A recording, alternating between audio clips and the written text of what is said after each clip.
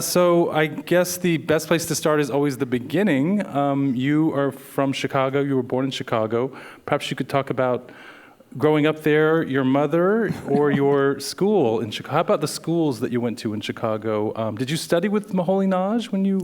He had just died. Oh, he had just died. But you studied at the school that I you studied at, it was called the New Bauhaus at the time. And what was the curriculum like there? Visual fundamentals. That would have been the part that had to do with the graphics. And, well, it was a very original way to teach at the time. And let me see if I can give a different example than I have given in other interviews. Right, once in the metal wood shop, the instructor, his name was John Wally, and he told us to bring in a piece of wood, any block of wood or piece of wood that we found, and make a hand sculpture. Mm-hmm. And interesting, given your later work of hand sculpture. I suppose. Yeah, that's true, because I found a piece of wood that was very fragile, just about ready to fall apart. Mm-hmm. It was zebra wood, it was called. And I remember that they smiled when I would work on it, because it would get more fragile and more fragile the more I worked on it, until finally it developed a big crack in it. But it felt right to me to do that. Did that become a finished work of art that you considered? No? No, I don't. No, nothing happened to it. When I think of the type of education that someone like Moholy-Nagy was espousing, it was from the Bauhaus. It's a very kind of material-based, formal-based, what can you make, what's true to that material? That's true. It's not an image-based kind of work. And yet you became this artist who's very devoted to image making to a degree, or to creating a type of imagery rather than an abstract vocabulary. Did you ever, and at the time that you were producing your first, maybe we could call it mature work, I think, in the 50s, late 40s into the early 50s, abstraction was kind of the dominant discourse in American art and elsewhere, at least, especially in New York and other places. Were you ever tempted to make abstract work as a young artist? I couldn't. Mm-hmm. Oh, interesting. Yeah. Uh-huh. I mean, the architectural school was the strongest part of the school, mm-hmm. and most of them were preparing to be product and designers. Right. Most of them were starting to be designers, and Moholy's, it was revolutionary, his type of education, truth to materials. I remember I was a little young to understand all that language. About how old were you then? About 18? I was 18, mm-hmm. And I was probably the youngest in the school, and at that time it was just after the war, and most of the students were ex-GIs, mm-hmm. and they were more mature, more laid back. And male? You were the only woman? No, there was another woman. Uh-huh. Yeah. Actually, I remember very well. Jane Dickerman was her name. Uh-huh. Yes, she was a very nice woman, a ceramicist. She was older. Uh-huh. Maybe she was 25. So this propensity to create images using the human figure, was that with you then? And you felt very compelled to do that then? Well, I was mostly spending my time adjusting to the school because I was not sophisticated. I was just a token high school student, perhaps. And I think in 3 weeks I had to learn everything, I didn't understand the way they talked. They would say things like visual fundamentals. I didn't know what they were talking about. But it didn't take long for me to understand. I think I had a sort of sudden insight into everything. I almost remember when it happened, because at first I was kind of repulsed by the things they showed us. Like I remember my teacher, a wonderful Swiss painter, Hugo Weber, we looked at Paul Klee, And I sort of thought they were really ugly. And now it seems to me that 3 weeks later, I was working in that mode and understanding how beautiful it was. Everything happened very fast for me. It's like I shed all my ignorance and suddenly was replaced by listening and looking and absorbing. Would you say, one can see an affinity in Paul Klee's work to your work to a degree. Would you say there was an influence there, or is that too strong? Oh, very much so. Yeah. I mean, because, yes, I remember as I said, it was a very rapid insight, because at the same time that I understood how beautiful his work was, I started to look at sidewalks and the stone and the worn pavement. I saw his paintings in that, and the textures. And so I started to see it everywhere. And that influenced me. Was it revelatory to realize you could use such things as art materials, like looking at the sidewalk, and as opposed to looking at the work of other artists? All this happened in like 2 months. I think that was a good 2 months. It was such a turnaround from where I was from that, I'm sorry, excuse me. That's okay. But anyway, it was a turnaround. It's a little bit hard for me to answer your question. Okay, that's okay. So I know that Leon Golub is someone you met as when you were fairly young. Oh, a little bit later? How old were you when you met him? I think I had just turned 19. Okay. I met him, I had gone after, I sort of fled art school, although we didn't call it art school. Moholy wouldn't have liked that. But I fled the school environment, and I went to Paris with a young friend. It was all unexpected. Okay, I won't go on about that. But when I came back, I had my 19th birthday. Oh, right. And there had been an exhibit that Leon Golub had started called Exhibition Momentum. And this was, he was a member of the Art Institute and a very great leader. And he decided to protest against the exclusion of students' art from their exhibits. So he started this exhibition, which I think went on for several years, called Exhibition Momentum. And I remember I heard about it, and I put in 3 works. Collage, doesn't matter. But anyway, they were accepted. And when I came back, a friend from school named Robert Eckel told me that there was a man named Leon Golub that wanted to meet me because he loved my work. So that's so he found you. Yeah. Right. Yeah. And did he give you any sort of help career-wise? Did he? I know there's a nice story you tell about him meeting your mother, which is a lot of true. people maybe. It's a great story though. Well, it's a true story. But he asked me, "Is there anything I can do for you?" And I thought, yeah. Can I take you home to meet my mother? And I thought that he could solve a very big problem for me. So we went up a long way. Chicago is has a big area, and we drove a long time on the bus, came to my mother. And he got it right away, Leon. He was very distinguished. And he said to my mother, you'll forgive me if I'm not agreeing with what he said, but I tell you what he said. He said, Mrs. Leaf, I want to tell you that your daughter is a great artist. Now, okay, that was the language you needed to use for my mother. And do you know if she believed him? That's good.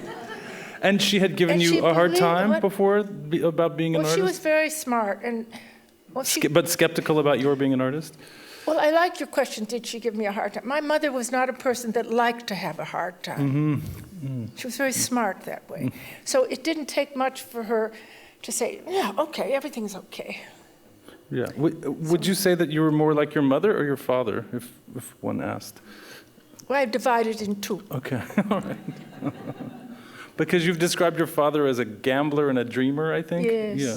yes, very much so. And you definitely have the dreamer side to you. I see that every time I meet you. Oh, really? The gambler, I'm not so, but maybe you perhaps gamble when you make each work. Oh, Yeah. what do you mean?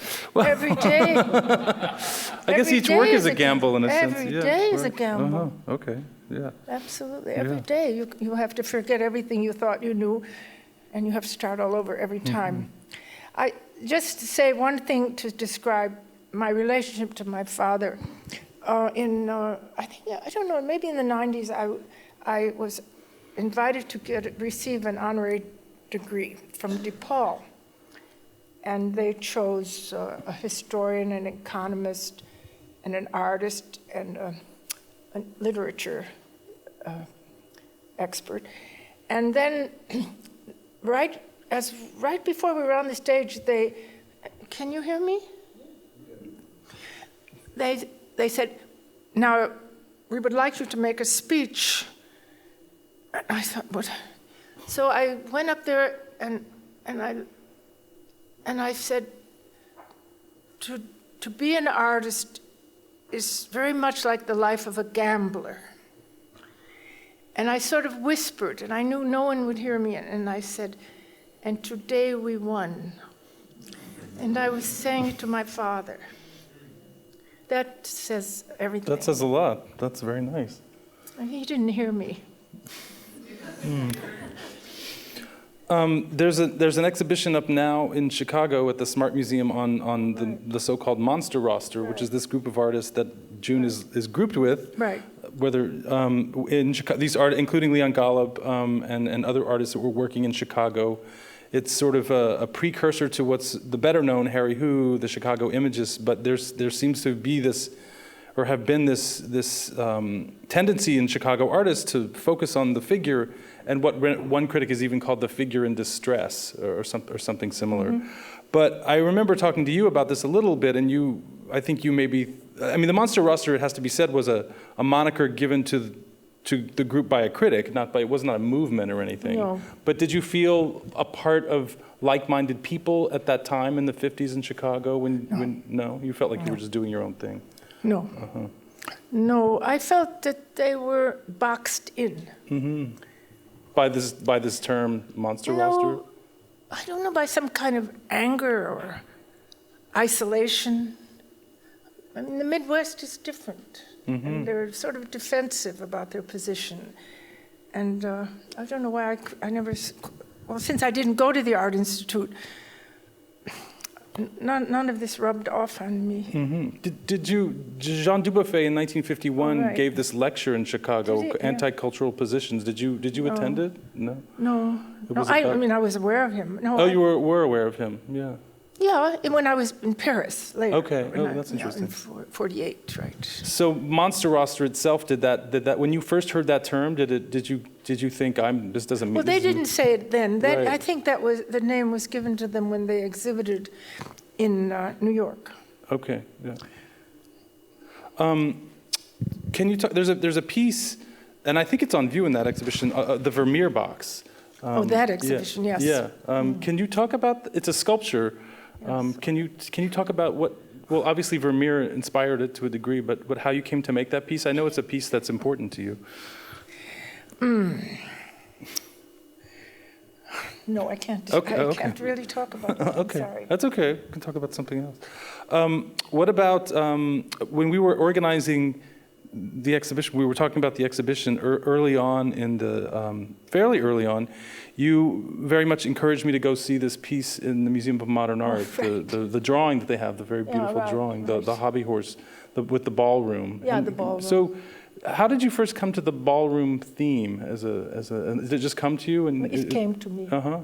And was that the first drawing or first work that you created with that theme? Well, I think at the time I realized I couldn't learn very much in the atmosphere in Chicago. Everything they made was very flat, and they thought a lot about psychoanalysis, and I wanted to learn to make a floor, because I thought perspective and so on. I mean, I did understand how to do that a bit, but when you say floor, you wanted to be able to render space? I wanted to be able to have a stage, maybe, or something like that. And, well, it's, let me see, I want to say this very fast, meaning that everything happens in stages, so I can't really answer it exactly. A floor, and then, well, if there's a floor, it's a deep floor, and then there are pillars, and then came a ballroom. But I didn't really set out with the idea of a ballroom. It was more like creating three-dimensional space? Actually, I don't really know where it came from. Well, that's okay, too. Yeah. Did it, once you rendered this space with figures in it, you used these women on hobby horses, if I'm remembering the drawing correctly. Did those, when you made those, did those have a specific, did they signify something like a symbol in your mind? Or? Well, you know, at that time, I mean, I'm trying to answer this in a different way. I was searching for my vocabulary. So I made a head, and then I said, well, where is the head? And then I said, well, it's on this kind of body. Well, where is the body sitting? And it said, well, it's sitting on a horse. In other words, I was just as much surprised by where it went. It was an organic kind of development? I just was surprised. I would say, okay, that's where it wants to be.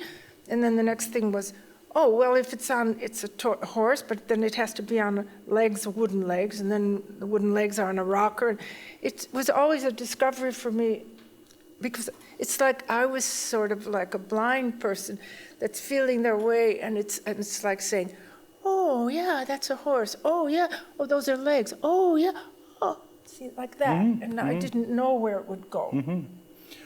You once told me that you taught yourself how to draw. Like you taught yourself how to draw in a way that renders form, you know, like convincingly in space, like the kind of a ballroom is a convincing type of space. Is that right?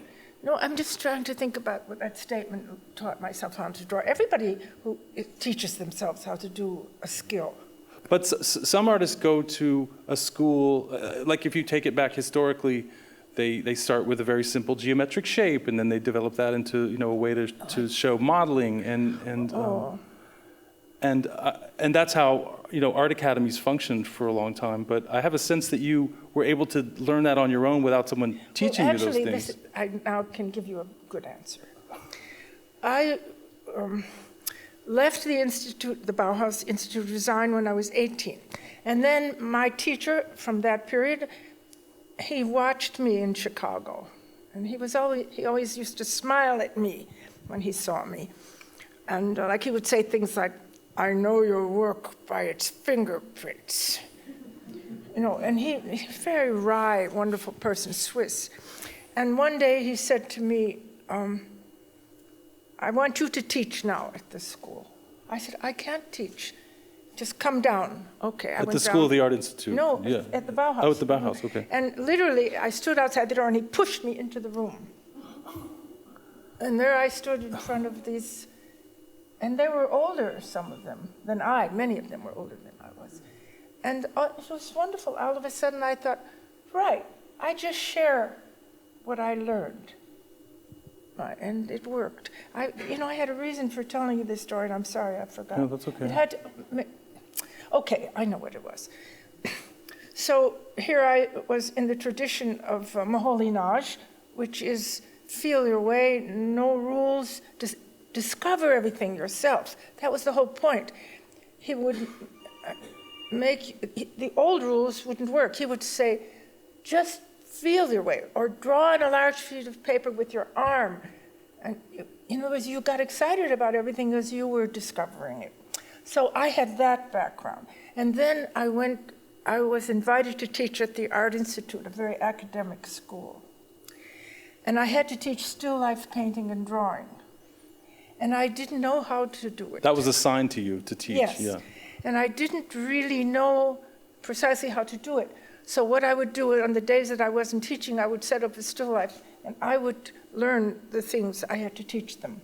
And that accelerated my, to share with students is a wonderful way to accelerate your growth, really. So that was the luck that I had to learn it to teach them. And we were like, I was learning with them, but they didn't know that. Yeah. Well, it's interesting what you said about Moholy-Nagy telling you to use your arm and be physical, because your work has a great physicality to it itself, and you're very physical when you work. You use your body a lot, you move a lot, and you were also, you studied dance when you were young. And so do you feel like, I mean, I'm sure you have I know that you have a natural ability to inhabit your body in this very, forceful way, but I wonder if dance helped you control that, refine that? Did that? Do you feel like that influenced you as an artist to have been trained as a dancer? Well, no, I just love dance, and I would have liked to have been a dancer, but I didn't have the right temperament. But I still carry with me that love, and I feel when I draw, I can dance a little. When did you move to New York? Well, I came to New York in 1960 from Paris. So you got a Fulbright in Paris, Right. and how did you enjoy your time in Paris? So that was your second time in Paris. Second time. Was this the time these men rented you Picasso's old studio? Yeah. No, this was 10 years later. Oh, this was 10 years later. Okay. They don't believe this, what you just said. We won't go into that. Okay. It was true. But, if you're 18 years old, and it's 1948, and you're an American girl, and you come to Paris with your bicycle, everybody got very excited about me. And I didn't see that then, but except then these people that liked my work, they noticed me in the hotel, and I remember they gave me this big studio. And I remember I said to them, you don't understand, someday there are going to be a lot of girls like me. I understood Coming from that. America. Yeah, everywhere. That it was just the beginning of something that was going to happen. And so I really rejected their fawning all over me. So I managed to destroy that relationship. And then you came to New York. And how did New York? How was New York different than Chicago? That was 10 years later. Okay, After, Right. So the first trip to Paris, back to Chicago. Getting rid of the Frenchmen, right. and then the next 10 years, then Paris. Okay. And then to New York. Then I came to New York. Yeah. And so how did New York differ from? Well, obviously it's different from the Midwest, but you no? It had the excitement that I felt about Chicago, that maybe Chicago didn't really have. But I carried with me my awe of the metropolis, which I had. Did you fall in with a different community of artists at that time, and did that affect your work? I was too old. I was 28. Okay. When did you? I know that you have a home in Nova Scotia that you go to, and you live there for a period of time, full time, and you still go there every summer. And I know that in Mabou on Cape Breton in Nova Scotia, I know that it's a very important place for you and your work. I wonder if you could talk about the first time you went there, or talk about it as a place and how it affects your work and yourself. Okay. Well, no, that's a big as question. I have already described, I was very at home in the metropolis, and then coming to New York, it felt still like the excitement I felt growing up in Chicago. And then I'd worked very well, and then I had a big show in '68, I think, showing that. Actually, the show was called Street Dreams, which can tell you a lot about how I felt. And then I met Robert, my husband, and I make it very short. He was not as excited about living in the city as I was. So one day, when I had taken one of my excited walks through the city, he said, I came in and I was very happy to see him. And he looked at me and he said, I'm sending you to Nova Scotia. And then, okay. Because I wanted to go anywhere with him. It was like that. Oh, and then, okay. But then you developed this incredibly positive relationship to the place. Yeah, then I try to make this short. How much attention span does an audience have? None? It's okay, you have plenty of time. No. Oh, hello, Susanna. No, quick. I have to be quick about it because I know people have short attention spans. So, no, I didn't like to be away from the city. I didn't like it was not the kind of country that I was used to because it only had Christmas trees. Canada. It had Right. Evergreens. Evergreens. I'd never really thought much about evergreens. And then but I loved the people very, very much. And I got along very well with them right away. And that accelerated my adjustment to living there. And then we immigrated there. We bought a house. We immigrated there in 1960. We bought the house in 1969. We immigrated there in 1971. And I think those years in the 1970s were the most wonderful years of my life. And we go back. We lived there. We immigrated, of course. We lived there in the winters, and then we stopped living there full time gradually. Now we go back every year, and the friendships I have are deeply rooted. I remember you told me that it was very important to you after a certain point of going there that you're not a summer tourist there, that you live there full time, and you did live there full time, and it's a deep engagement that you have to have with the land because you have to be able to live, and it's the power goes out, well, and you need heat and all that. People have to want to talk to you because you need them. Right. So, it's very different. Summer residence relationships are very different because they are wary of you because they know that you don't know anything about them and they're not about to reveal it. And, they tend to pull back. So, it's a very different dynamic when you go there and you live there and they see you. And they see the first ones that stayed the whole winter, and they watched us. And then they started to approach us. It's very special, very special. And you have a studio there where you make work in addition to drawings, you paint, and you have a forge, an iron forge, and you have sculpture there. There's a work in the exhibition that's a hybrid man-bird creature, and there's a series of drawings that I put together that are related to this bird imagery. I don't know, it'll probably come up. No, it's not there. These keep revolving. So I wonder if those drawings with these bird-like mythical creatures, that I feel like that must have come out of the experience of that landscape to some degree. Well, sure, because there are the fir trees, and there's just, and when we first came, there were very few trees because the sheep used to graze, so it's very desolate, and there are hills. And there was nothing to look at except the crows. And then because although it looks mountainous, there are actually hills, so the crows look larger than they would in a mountainous area. So maybe that's how the idea of, in the show, giant birds, I call them. So something came about an idea I had about these giant birds.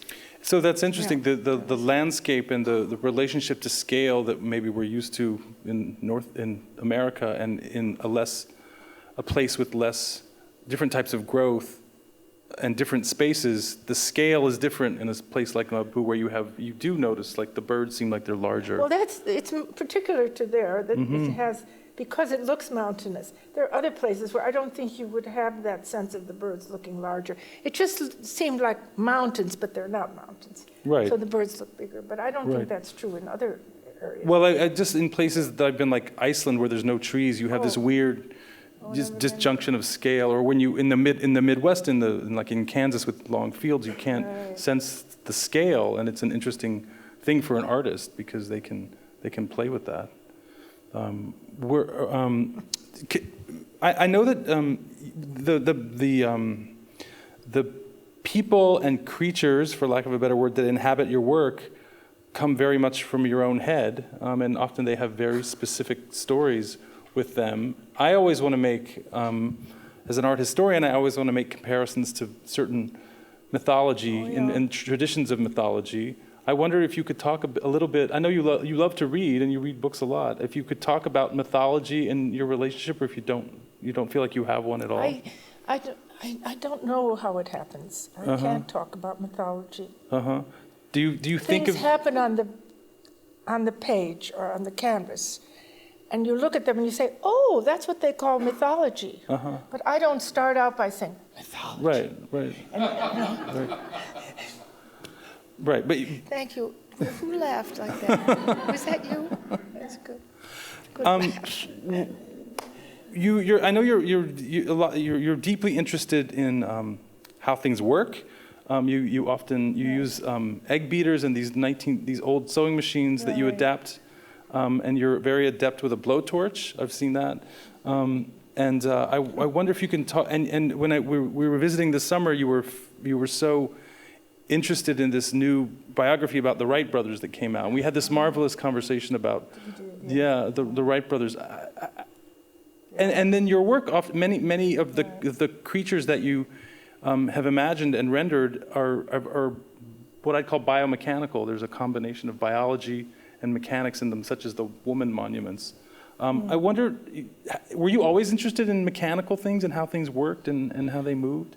And no, I wasn't always interested in it.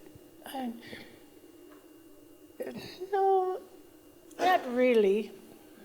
And I know you're surprised to hear that. I just wonder how what made you first start making sculpture that moved? Like, for example, sculpture that moved, or combining, gears in a human figure, that kind of thing. Did something specific give you that inspiration, or did it just happen? Well, no. If you draw the figure, and you love figure drawings, you know the great ones, they move. They move, that's all. So that seems a logical step. You mean the human figure moves? Yeah, I mean, when you look at great drawings, they move. Of figures. They move. They have some life, breathe. yeah. They're alive, and so maybe I guess I wanted more of them to seem to move. I don't know. Can't answer this too well. Okay, that's okay. Today. When did you start? When did you start using egg beaters? Oh, well, that's because that's a very simple gear, and it's one I can purchase. It's a very simple gear, and it's lightweight. And let me see how it started. Oh, I know.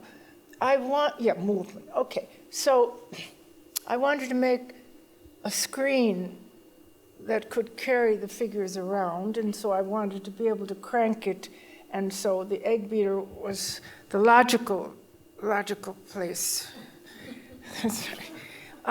Also, but egg beaters move very fast, right? So I had to reverse the movement. That is, I made it slow instead of fast, so I turned it around. So I could make it like this instead of like this. Okay. And it relates to you've made this series of sculptures that have a kind of for lack of a better word, a gun-like form to them, where they have a trigger on them with a human figure on it, and I always think of the human hand as completing those sculptures when you operate them, in a sense. That was a compromise. You see, I had wanted to, I think you have a lot of drawings from the 70s. Yes. Where I got it into my head that I would pitch into the women's movement, and I would make monuments to women. I would make them really big, and so big that I wouldn't be able to make them by myself. I would have to employ some good men, some good women. Mm-hmm. I mean, it was just fun for me to think like that, But then I realized, and this was in California, where I was there temporarily with Robert while he was teaching, and I took a course also in not to become an automobile mechanic, but to understand something about automobiles, so that when the car broke down, I at least would know what was happening. So I had that, and then I made all those drawings that combined perhaps my time with the course in auto mechanics and this idea that got into my head about that women should make monuments to themselves. It was not my idea precisely. It was that I had been asked to join a collective, I guess, of women and who I didn't know. It was all by mail. And they wanted me to contribute to the movement. And I was not in sync with this because I was away from New York and I was just really starting out on a new relationship with a man, and I wasn't in sync with them. But I had sympathy for that. So I got the idea that why don't the women make a gigantic monument to themselves, so big, that when people come from outer space, they could see it and they would say, oh, it's the women that did everything here. I just was a sort of I was amusing myself. So I remember thinking, well, if you're so smart, why don't you make some of these? Good point.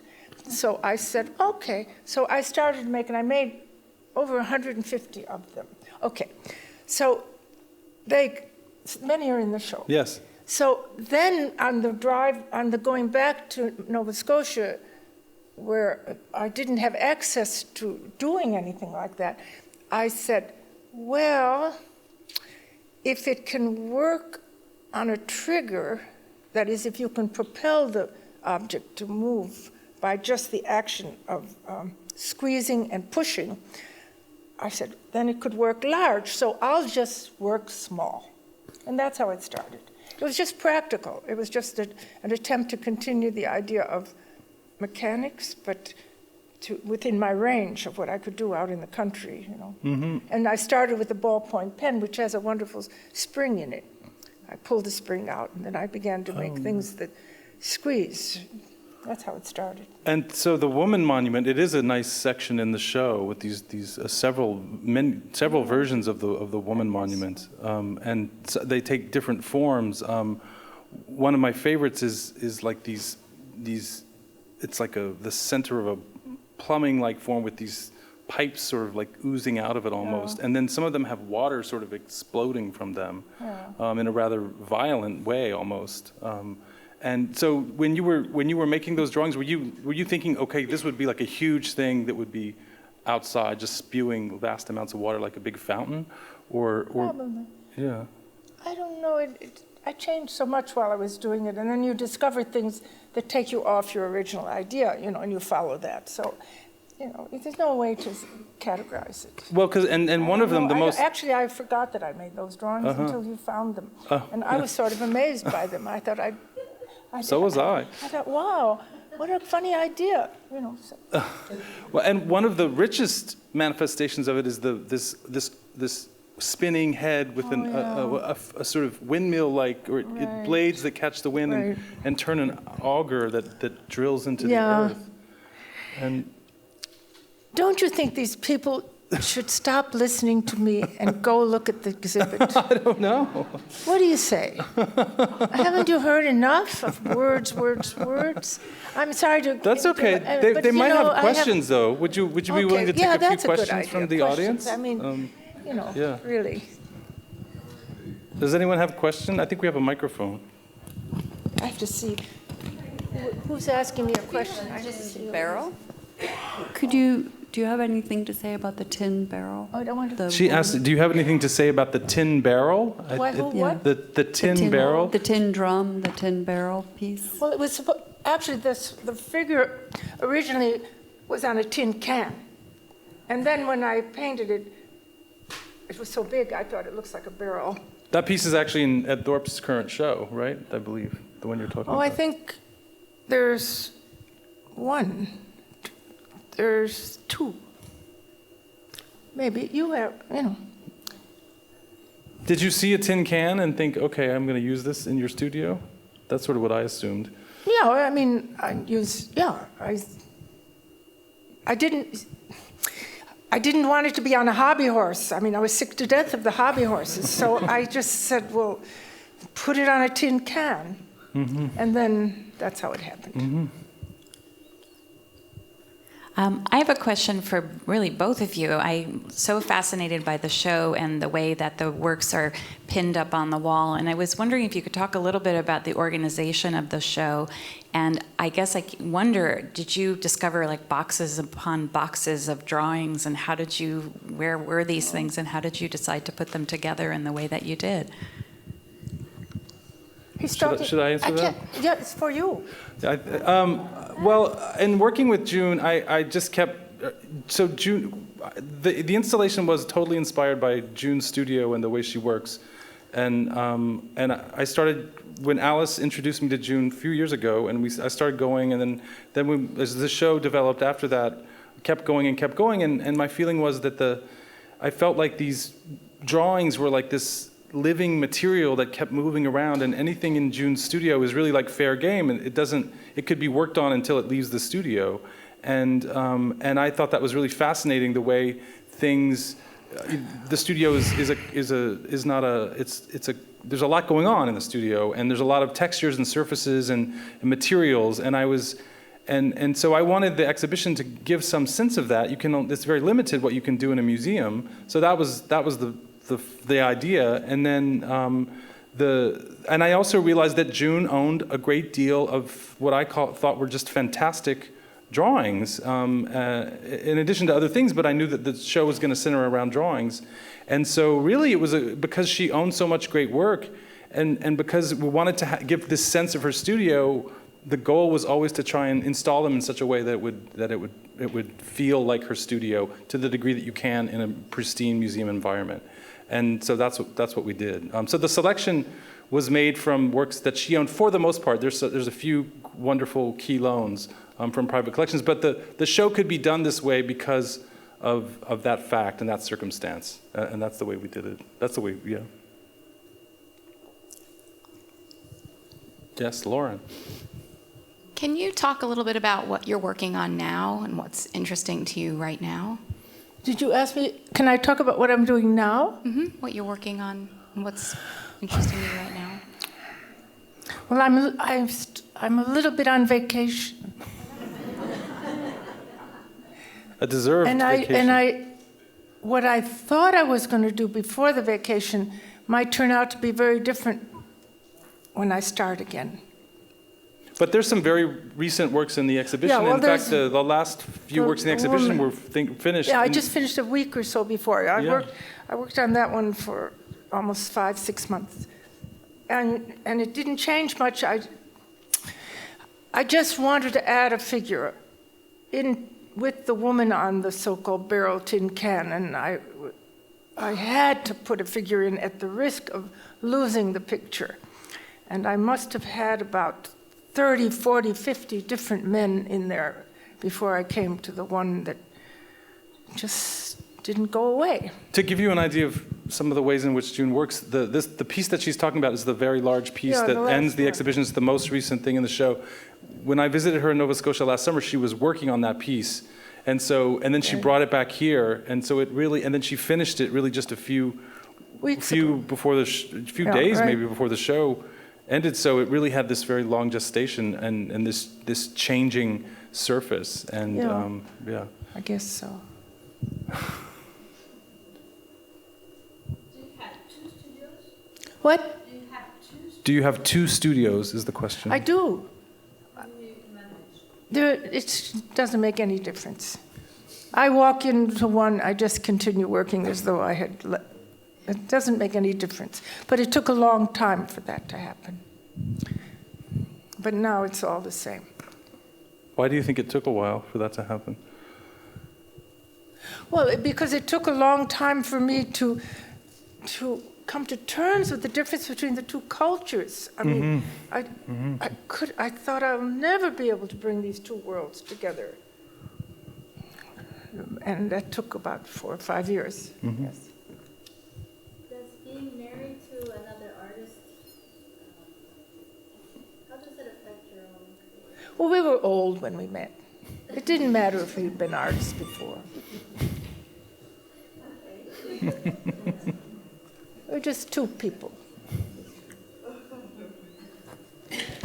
Any other questions? There's There's one. one little... Are you, do you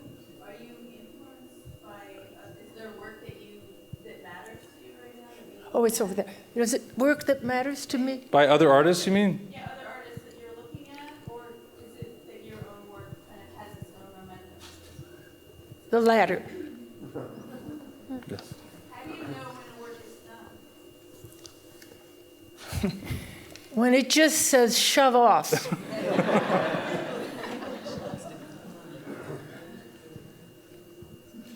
One more, maybe? Yeah. Can you describe your day, like how you get started in the morning and what the day's like of working? Your process a little bit?